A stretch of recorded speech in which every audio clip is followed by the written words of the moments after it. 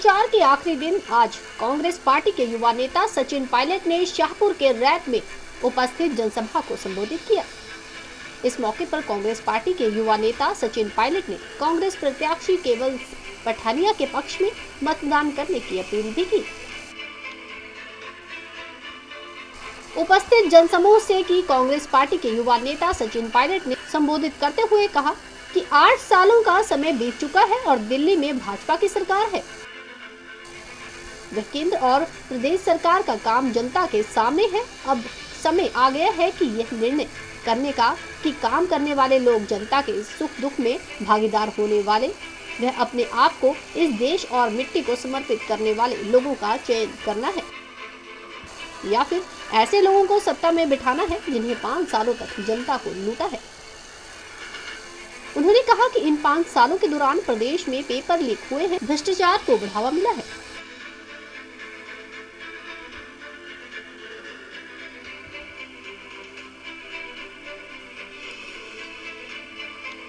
मानकर पूजा है और जिन लोगों को आपने सत्ता दी है उन्होंने शोषण किया है, दौलत इकट्ठी करी है। 8 साल हो गए बीजेपी की दिल्ली में सरकार है। दोनों सरकारों का काम आपके सामने है।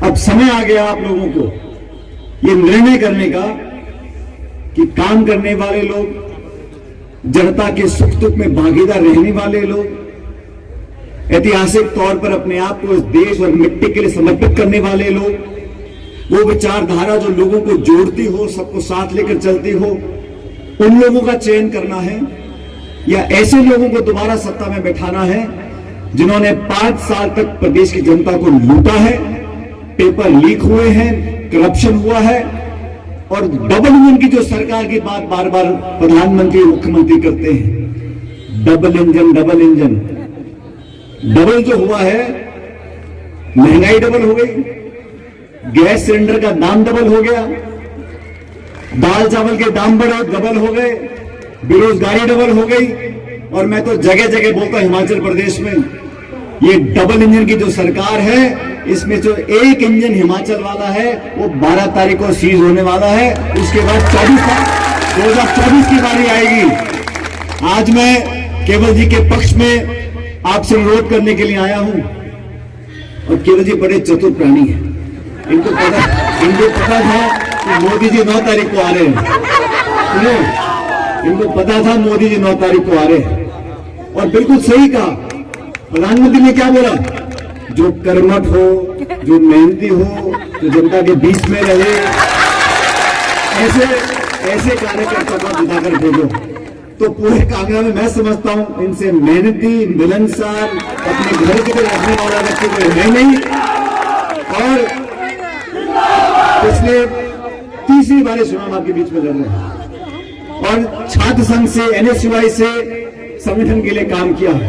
मुझे खुशी है कि कांग्रेस पार्टी ने आप सब पे भरोसा कर तीसरी बार दोबारा इनको टिकट दिया है, इनको आपके बीच विधायक बनाने के लिए भेजा है। हम तो सिर्फ उम्मीदवार बना सकते हैं और उम्मीदवार एक ही होता। मुझे खुशी है जो बाकी लोग टिकट मांग रहे थे आज मंच पर हमारे साथ बैठे। लेकिन आप सबसे अनुरोध करना चाहता हूं, हमारी पार्टी ने जो जनता के बीच में वादे किए हैं आप सब भली भांति जानते हो।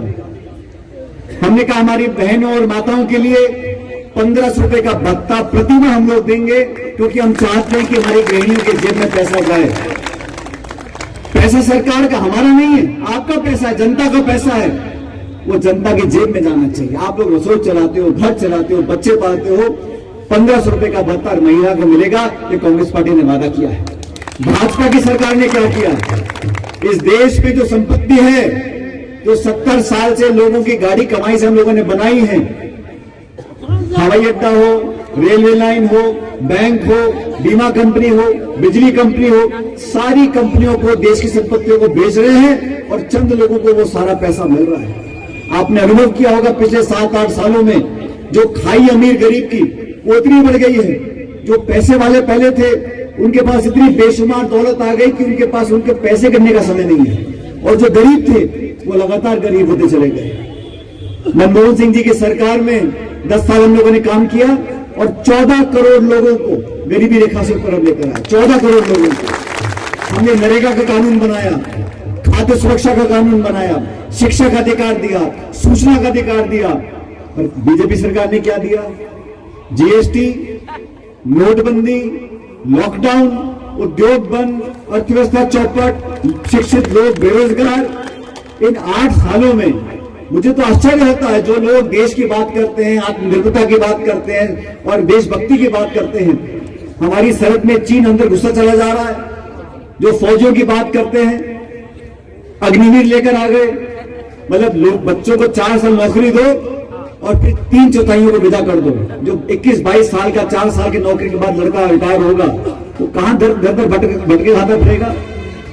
ये अग्निवीर की जो स्कीम है, ये सेना के संगठन के साथ खिलवाड़ है। और हम लोगों ने ये संकल्प लिया है, सरकार बनने के बाद पहली कैबिनेट मीटिंग में ओपीएस लागू करेंगे, लोगों को और पेंशन की मिलेगी। अब देखो पठानिया जी, बीजेपी के लोग फंस गए। वो ओपीएस के लिए हाँ भर दें तो ओपीएस देना पड़ेगा उत्तर प्रदेश में, गुजरात में, मध्य प्रदेश में, पूरे देश में। ओपीएस के लिए ना करें तो लोग कपड़े फाड़ेंगे। तो बीच में फंस गए, कहते कमेटी बना देंगे, कमेटी देखेगी। अरे आपने 5 साल क्यों नहीं किया? अब चुनाव आ गया तो यूनिफॉर्म सिविल कोड। उनसे पूछो भाई, गैस का सिलेंडर 1200 रुपए क्यों बिक रहा है? पेट्रोल डीजल देसी घी से महंगा क्यों हो गया? तो हिंदू, मुसलमान, मंदिर, मस्जिद, पाकिस्तान, वही रटा रटाया इनका राग है। लेकिन मैं इन दोनों से पूछना चाहता हूं, जनता जनार्दन है और केवल पठानिया जी ने विधायक ना रहते हुए भी इस क्षेत्र के गरीब को गणेश मानकर पूजा है। और जिन लोगों को आपने सत्ता दी है, उन्होंने शोषण किया है, दौलत इकट्ठी करी है। अब समय आ गया, ये न्याय के तराजू में तोलो, अपने पराये में फर्क करना सीखो। और जो लोग व्यक्ति आपके दुख और सुख में हमेशा आपके बीच में रहे, उस व्यक्ति को आशीर्वाद दो, जो मेहनत करता है, जो मेहनत करता है। और मुझे खुशी है केवल जी, ये जनता नहीं है, ये कार्यकर्ता नहीं है, ये केवल पठानिया के परिवार के लोग हैं। और इसलिए मुझे विश्वास है 8 तारीख को जो मतगणना होगी, जब पेटियां खुलेंगी, तो आप लोगों ने पिछली 2 बार से जो कमी रह गई, उस कमी को सूद समेत पूरा करना है, सूद समेत पूरा करना है। और पठानिया जी क्या है, केवल जी बोलते हैं इस बार मुझे पास करा दो, पास करा दो। केवल जी फर्स्ट डिवीजन से पास हो गए, आपके पास की बात करते हैं। और आप चाहे कोचिंग सेंटर हो, चाहे उद्योग हो, इन सारे कामों के अंदर सरकार बनने के बाद हम पूरी मदद आपकी करेंगे। आप लोगों से मैं आग्रह कर रहा हूं, माताओं बहनों से विशेष रूप से, भावनाओं में बहना नहीं है।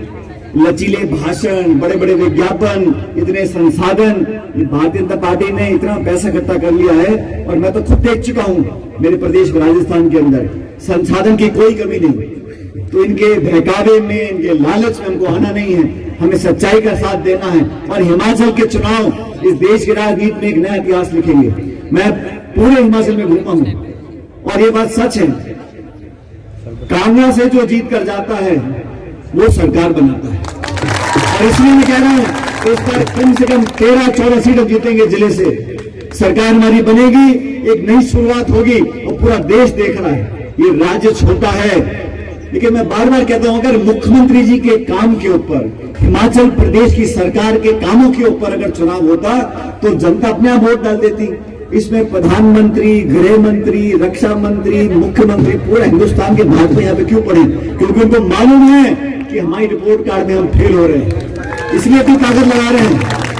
आपने देखा होगा, रोज यहाँ रक्षा मंत्री आते हैं, गृह मंत्री आते हैं, प्रधानमंत्री आते हैं। अगर आपको मुख्यमंत्री में विश्वास होता तो अपने आप जनता वोट डालती।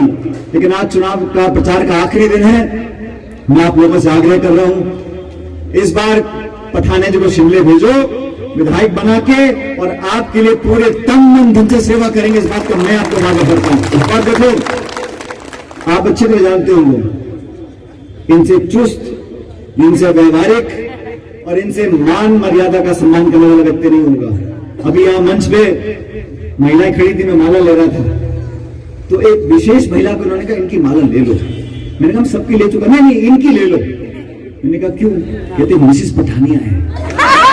मैंने इनकी माला ली, तो मैंने कहा केवल जी को, मैंने कहा हमको मंच में बुला लो। कहा नहीं, वो आम कार्यकर्ताओं के बैठ गए। और ये इंसान है क्योंकि परिवार नहीं जहाँ बैठा है तो मिसेस पठान भी यहाँ बैठेंगी, ये इनकी भावना है।